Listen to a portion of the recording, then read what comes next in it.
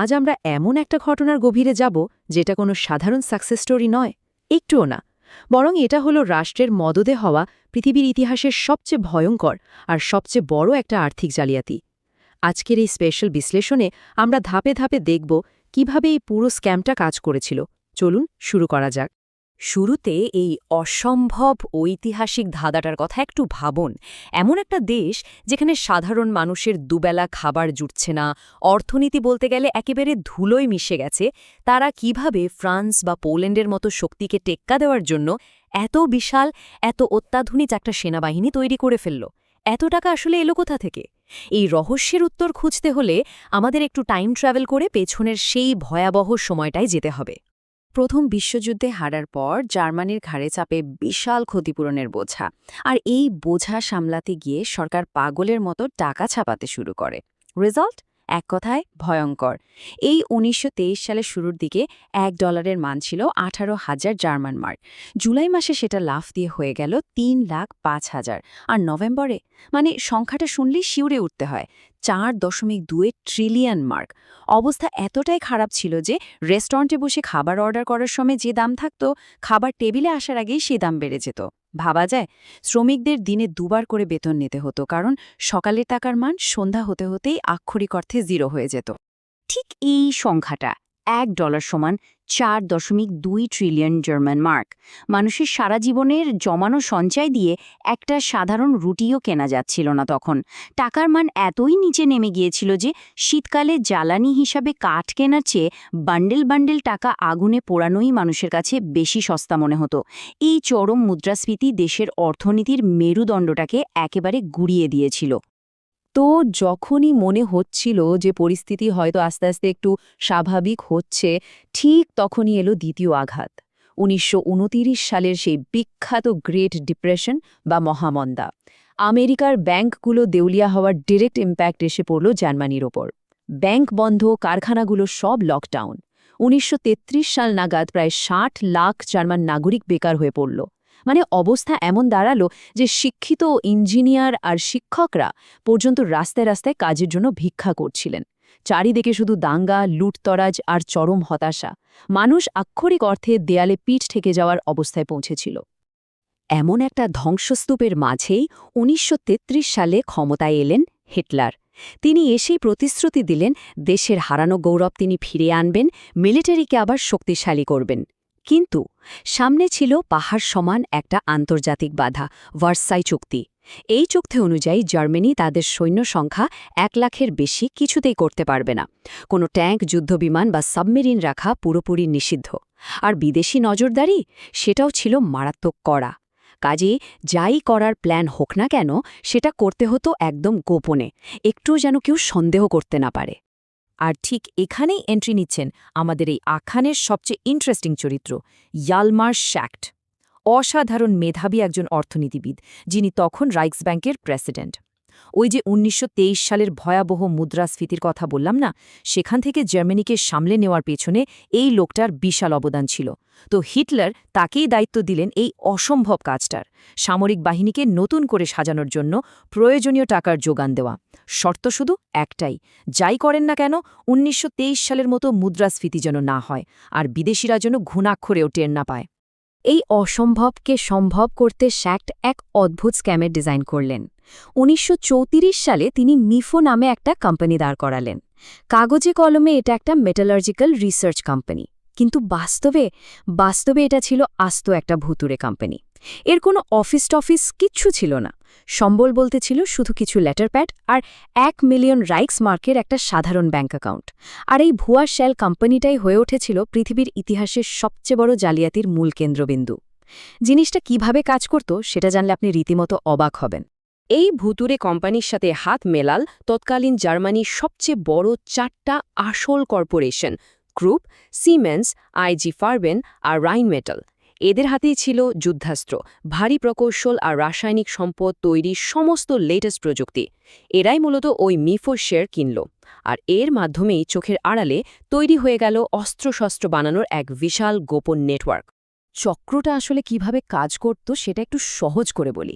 সরকার যখন এই কোম্পানিগুলোকে ট্যাঙ্ক বা সাবমেরিন বানানোর অর্ডার দিত, তখন কিন্তু তাদের আসল টাকা পেমেন্ট করা হতো না। তার বদলে দেওয়া হতো মিফু বিল, যেটা অনেকটা চেকের মতো একটা কাগজ। কোম্পানিগুলো খুব ভালো করেই জানতো যে এটা একটা ভুয়া কোম্পানির বিল, কিন্তু তারা সেটা নিয়ে চলে যেত বেসরকারি ব্যাংকগুলোতে। ব্যাংকগুলো তখন এই বিলের বদলে তাদের আসল জার্মান মার্ক দিয়ে দিত। সবশেষে এই বেসরকারি ব্যাংকগুলো বিলগুলো জমা দিত কেন্দ্রীয় ব্যাংকে। আর সবচেয়ে আশ্চর্যের বিষয়টা কি জানেন? কেন্দ্রীয় ব্যাংকের বিপরীতে নতুন কোনো টাকাই ছাপাতো না। তারা স্রেফ তাদের লেজারে বা খাতায় কলমে একটা এন্ট্রি করে রাখত, ব্যাস। এটা ছিল একদম আক্ষরিক অর্থেই একটা নিখুঁত মায়া বা ইলিউশন। দেখুন, যেহেতু নতুন কোনো কাগজের নোট ছাপানোই হয়নি, তাই বাজারে টাকার ফ্লো বাড়েনি। মানে ১৯২৩ সালের সেই হাইপার ইনফ্লেশনের কোনো রিস্কই এখানে থাকল না। অন্যদিকে এই পুরো লেনদেনের সিস্টেমটা এতই ঘোরানো পেঁচানো ছিল যে বিদেশি গোয়েন্দারা ভাবত, আরে এটা তো প্রাইভেট ব্যাংকগুলোর ভেতরে সাধারণ লোন আদান প্রদান। তারা বিন্দুমাত্র সন্দেহ করতে পারেনি যে জার্মানি আসলে আড়ালে বসে একটা বিশাল যুদ্ধের প্রস্তুতি নিচ্ছে।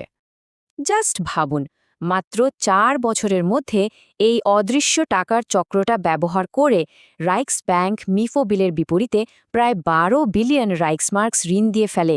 এই সংখ্যাটা আসলে কতটা বিশাল একটু ধারণা দিই।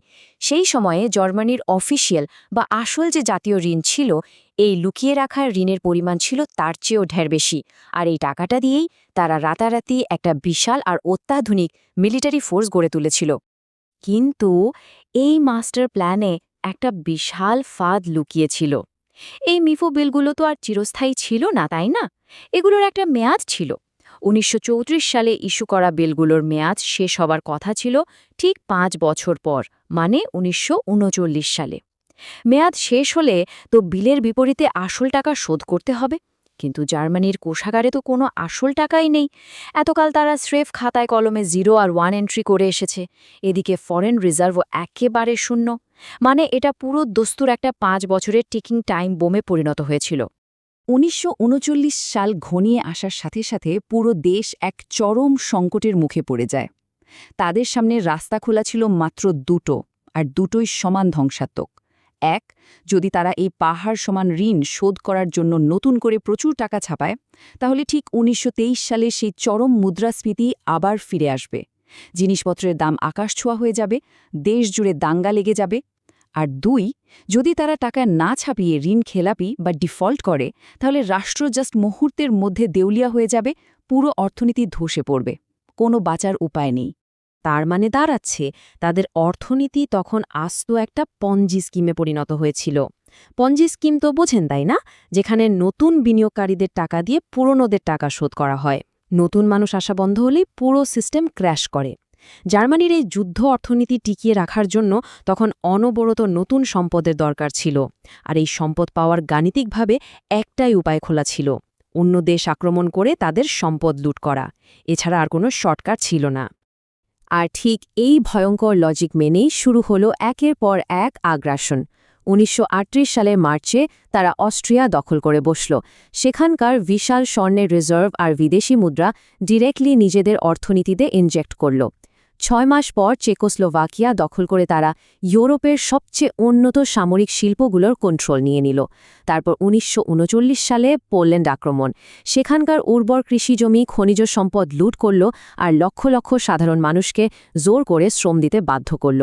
মূলত এভাবেই একটার পর একটা দেশের সম্পদ গিলে খেয়ে তারা নিজেদের ওই ভাঙাচোরা অর্থনীতিটাকে বাঁচিয়ে রাখার আপ্রাণ চেষ্টা করে যাচ্ছিল। এই পরজীবী অর্থনীতির সবচেয়ে ভয়ঙ্কর আর নির্মম রূপটা দেখা যায় ফ্রান্স দখলের পর। শুনলে অবাক হবেন, জার্মানি যখন ফ্রান্স দখল করল, তখন তারা উল্টো ফ্রান্সের উপরেই একটা অকিউপেশন কস্ট বা দখলের খরচ চাপিয়ে দিল।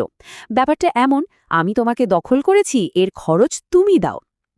জার্মানির বিশাল সামরিক যন্ত্রকে তেল খাওয়াতে ফ্রান্সকে প্রতিদিন ৪০ কোটি ফ্রাঙ্ক ক্ষতিপূরণ হিসাবে দিতে বাধ্য করা হয়েছিল। আক্ষরিক অর্থেই অন্য দেশের রক্ত চুষে বেঁচে থাকার একটা জঘন্য প্রক্রিয়া ছিল এটা। শুধু যে বাইরের দেশগুলোকে লুট করা হচ্ছিল তা কিন্তু নয়, দেশের ভেতরেও সমান তালে জালিয়াতি চলছিল। সবচেয়ে বড় উদাহরণ হল ভক্সওয়াগেন জালিয়াতি। সাধারণ জার্মান শ্রমিকদের স্বপ্ন দেখানো হলো, আপনারা টাকা জমালে সবাইকে একটা করে গাড়ি দেওয়া হবে। এভাবে প্রায় ২৭,৫০,০০,০০০ মার্ক তুলে নেওয়া হলো, কিন্তু একটা গাড়িও সিঙ্গেল একটা গাড়িও কাউকে দেওয়া হয়নি। পুরো টাকাটা সোজা চলে গেল যুদ্ধের খরচে। এর পাশাপাশি ব্রিটেন, আমেরিকা আর ফ্রান্সের পুরনো লোনগুলো শোধ করতে তারা সোজা সাপটা অস্বীকৃতি জানালো। আর সেই সাথে চলছিল ইহুদিদের বাড়িঘর, ব্যবসা, সোনাদানা আর ব্যাংক ব্যালেন্সের একটা নির্মম পরিকল্পিত লুণ্ঠন। ইন্টারেস্টিং ব্যাপার হলো এই পুরো স্ক্যামটার যিনি মাস্টার মাইন্ড, সেই ইয়ালমার শ্যাক্ট নিজেও একসময় রিয়েলাইজ করলেন যে এই টাইম বোমটা এবার ফাটবে। তিনি বারবার ওয়ার্নিং দিলেন, বললেন, আমাদের অর্থনীতি একেবারে খাদের কিনারা এসে দাঁড়িয়েছে, অস্ত্র বানানো এখনই থামাতে হবে। কিন্তু কে শোনে কার কথা? এই স্কিমটা ততদিনে এমন এক দানবে পরিণত হয়েছিল যে একে থামানোর আর কারোর সাধ্য ছিল না। ফলস্বরূপ শ্যাক্টকে তার পদ থেকে লাথি মেরে সরিয়ে দেওয়া হলো, আর পরে তাকে সোজা কনসেন্ট্রেশন ক্যাম্পেও পাঠিয়ে দেওয়া হয়। কিন্তু তাস দিয়ে বানানো ঘর বা একটা পঞ্জি স্কিম তো আর অনন্তকাল চলতে পারে না, তাই না? তাদের এই অর্থনীতিটাকে বাঁচিয়ে রাখতে হলে তো ক্রমাগত নতুন নতুন দেশ গিলতে হবে। পোল্যান্ড গেল, ফ্রান্স গেল, এরপর ১৯৪১ সালে তারা সোভিয়েত ইউনিয়ন আক্রমণ করে বসল। কিন্তু একটা সেনাবাহিনী তো বছরের পর বছর শুধু জিততেই পারে না, কোথাও না কোথাও তো থামতেই হবে। আর সেই অবধারিত পতনটা এসে হাজির হল ১৯৪৩ সালে।